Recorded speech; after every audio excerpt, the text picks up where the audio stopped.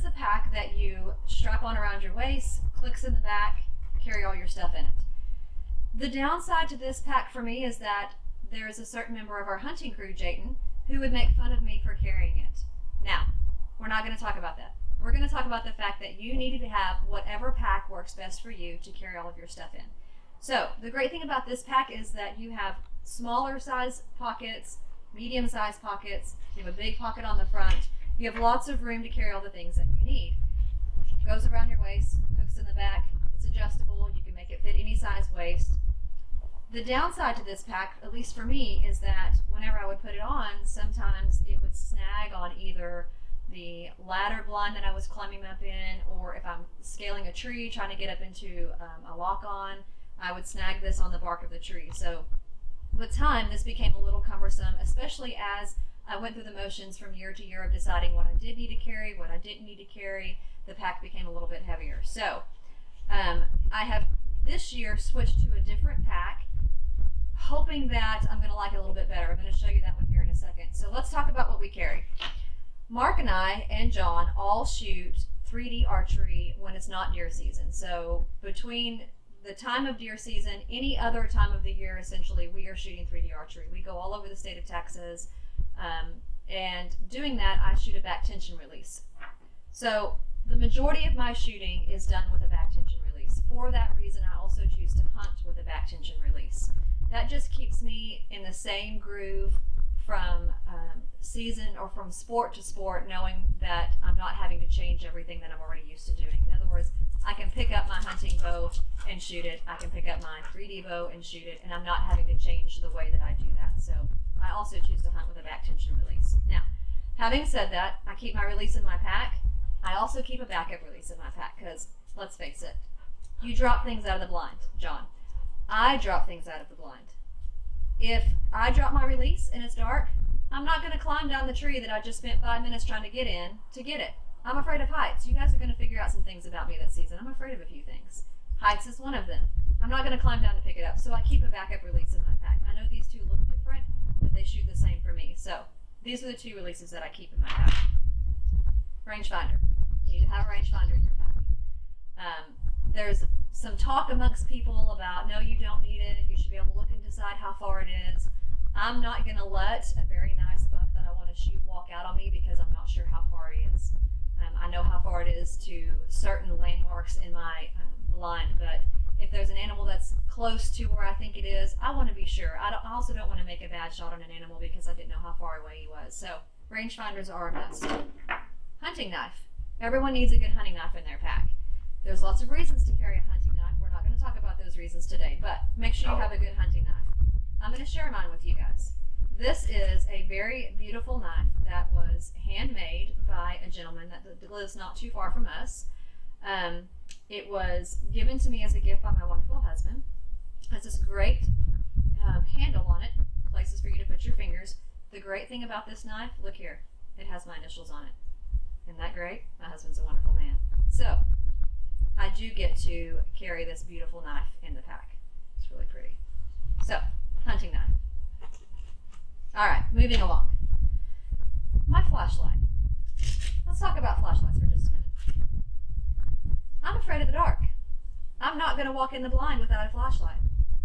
Now, some of the guys that I hunt with, my husband being one of those guys, thinks that the deer see you walk into your blind. Maybe so. Maybe they do see me walk into the blind. I don't care. I'm scared of the dark and I'm not walking in the blind without a light. So, flashlight. There's also another member of our hunting crew, Jayton, who is afraid of the dark. He's also afraid of pigs that could be underneath a tree when he's walking in. We have played a few pranks on him in this hunting friendship that we have. So, hopefully this season I'll have some videos of some fun times. But anyway, that's beside the point. Flashlight for the pack. Now, hand warmer. I don't know if you guys carry hand warmers, if you have the ones that you break them and you keep them in your pocket. Those are wonderful, but let's face it, those run out after a certain period of time. Or if it's really cold, I don't know about y'all, but mine will stop being as warm if it gets really cold. This is battery powered, or it's rechargeable. It also has a charging port for your phone. So if you carry an electronic device with you to the blind, there's a charging port for that device. You push this button and this entire thing gets warm around it. It's amazing. So if you haven't tried something like this, you might try that this year, but the point is hand warmer. You might need one for your pack. I carry an EpiPen. I'm allergic to bee stings. Wasps like to make nests inside trees. They also like to make nests on the bottom of tripods, walk-ons, etc. Whatever your hunting choices are, there have been wasp nests on them at some point. I promise you they've been there. So I keep an EpiPen because I'm allergic. So that stays in my pack as well. Face net. I know that some of you guys like to paint your face. A couple of the guys that I hunt with paint their face. That's fine. I choose not to. I don't want stuff all over my face. It has nothing to do with me thinking that one is better than the other. I just simply choose not to do that. So I do carry a head net. This particular one works with caps. So I wear a camo hat when I'm in the blind, and this just fits down over it. So I keep my head net in there. The other thing that I carry is a doe and rut scent cover. Most of the time this, of course, is only going to work when it's peak rut, not really for any other reason than I use it for cover scent. So I'll spray this as I'm walking into the blind. I'll spray it on my boots as I walk into the blind, but I keep that in my pack. There's going to be a whole nother video later when we get closer to deer season that talks about deer scent and stuff like that. So that's not what this is about, but I do carry that in my pack as well. Grunt tube, we all know what that's for. Backup batteries for my flashlight. I carry a glove that I wear on my non-dominant hand, the one that I grip my bow with. I don't put one on my right hand simply because I shoot back tension and I like to have nothing changing in the way that my hand grips the release. So I don't put one on my right hand. This one I put on my left hand that I grip the bow with, just so it kind of covers up the color of your skin, so to speak. So that's in there as well. What other goodies do we have? Oh, bludgeon points. If you guys have never tried a bludgeon point, you got to get you some of these.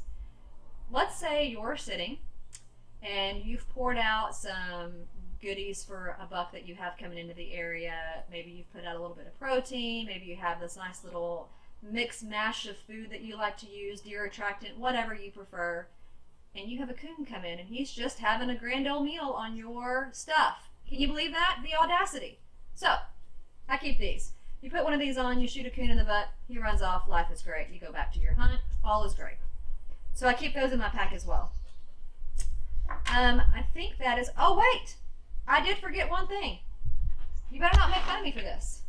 See this? Do any of you guys know what this is? This is an iPad. I know, I'm a nerd. I love to read, and this is my only quiet time to do it, in the blind. So I carry my iPad, I read books on it. The great thing is it also has games if I decide that I'm tired of reading or don't want to. The other beautiful thing about it is it's small, it's slim, I can slide it in my pack, and that's what I was going to talk about. I mentioned this earlier. Some things don't fit in this pack. This doesn't fit in this pack, not with the rest of my stuff. So that became a hindrance when it came to this pack. That brings me to my next point. My wonderful husband bought me this beautiful She Safari camo backpack. Look at this. Look at all these pockets. This is amazing. You have big pockets, you have stuff to put pockets in the pockets, you have zippers in the pockets, you've got pockets in the pockets. This is going to be wonderful. So, with the addition of having this, fits me like a backpack. I don't have to worry about it being across the front of me, snagging it on the tree, snagging it on the tripod. I have these little pockets also on the back as they wrap around. Lots of ways to make it adjustable for me. So, I'm absolutely looking forward to being able to use this in the blind. I can put all my stuff in there and then some. I can carry my camera. Hopefully this will come in handy and work really well for me this year. I'm super excited to try it out. The point is, guys, it really doesn't matter what kind of pack you use. You're going to find what works for you, just like when we talked about with scent control, you're going to find what works for you. Oh wait, scent control. I didn't talk to you guys about my wind checker. You got to have a wind checker. We talked about this, y'all. If you did not see my video about scent control, you need to go back and watch it. There is absolute must to have a wind checker. You get in the blind, the wind shifts, it may not be right. You have your nifty little wind checker. So that's the other thing I put in my pack. Okay, so I think that just about covers it. Like I said, you're going to figure out what works best for you, and that's what's most important.